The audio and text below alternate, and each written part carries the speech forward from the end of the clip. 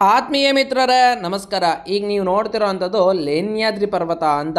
ಇದು ಪಾರ್ವತಿ ಮಾತೆ ಗಣೇಶನೇ ನನ್ನ ಮಗನಾಗಿ ಹುಟ್ಟಬೇಕು ಅಂತೇಳಿ ಕೂತು ತಪಸ್ ಮಾಡಿದಂತಹ ಜಾಗ. ಇದು ಮಹಾರಾಷ್ಟ್ರದಲ್ಲಿದೆ. 32 ಗಣಪತಿಯ ವರ್ಣನೆಯನ್ನು ಮುದ್ಗಲ ಪುರಾಣ ಹೇಳುತ್ತೆ. ಹಾಗೆ ಅಷ್ಟಪುರಾಣಗಳನ್ನು ಮಹಾರಾಷ್ಟ್ರ ಹೇಳುತ್ತೆ. ಅಷ್ಟಪುರಾಣಗಳಲ್ಲಿ 8 ವಿಶೇಷ ಗಣಪತಿಯ ಸನ್ನಿಧಾನಗಳ ಬಗ್ಗೆ ಹೇಳಿದರೆ ಅದರೊಳಗೆ ಈ ಗಣಪತಿಯು ಒಂದು.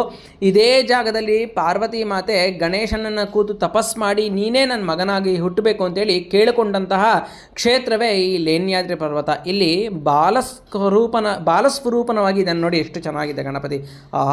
ಏನು ಮುದ್ದಾಗಿದ್ದಾನೆ, ಪುಟ್ಟ ಬಾಲಕನಾಗಿ ಇದ್ದಾನೆ. ಇದಿಷ್ಟು ಗುಹೆಗಳು.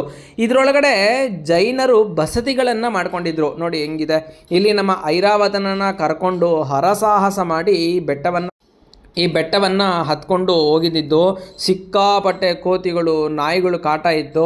ಮತ್ತು ನೋಡಿ ಆ ಬಸತಿಗಳೆಲ್ಲ ಕ್ಲೀನಾಗಿ ಕಾಣಿಸುತ್ತೆ. ನೀವು ಅಲ್ಲಿ ನೋಡ್ತಿರೋದು ಅಷ್ಟು ದೂರದಲ್ಲೂ ಬರೀ ಬಸತಿಗಳೇ ಇರೋದು. ಅದರೊಳಗೆ ಇದೊಂದು ಹಿಂದೂ ಸಂಪ್ರದಾಯವಾಗಿ ಗಣಪತಿಯನ್ನು ಸ್ಥಾಪನೆ ಮಾಡಿದ್ದಾರೆ. ಮಿಕ್ಕಿದ್ದೆಲ್ಲ ಬಸತಿಗಳಲ್ಲೂ ಜೈನರಿಗೆ ಸಂಬಂಧಪಟ್ಟಂತಹ ಒಂದು ಚಿತ್ರಣಗಳನ್ನು ನೀವು ನೋಡ್ಬೋದು. ಐರಾವತನಿಗೆ ದೇವ್ರನ್ನ ತೋರಿಸ್ತಾ ಇದ್ದೀನಿ. ಎಷ್ಟು ಚೆನ್ನಾಗಿ ಅವನು ಸ್ಪಂದನೆ ಕೊಟ್ಟ ಅಂತಂದರೆ ಆ ದೇವ್ರನ್ನ ನೋಡೋದಾಗಲಿ, ದರ್ಶನ ಮಾಡೋದಾಗಲಿ, ಮತ್ತು ಹೋಗಿದ್ದ ಕಡೆ ಎಲ್ಲ ಎಷ್ಟು ಸಲೀಸಾಗಿ ಅವನು ಎಷ್ಟು ಚೆನ್ನಾಗಿ ಮನುಷ್ಯರ ಥರ ಬಿಹೇವ್ ಮಾಡ್ದ. ಸಖತ್ ಖುಷಿ ಆಯಿತು. ಇಲ್ಲಿ ನೇಚರ್ ನೋಡಿ ಹೆಂಗಿದೆ, ಮಸ್ತ್.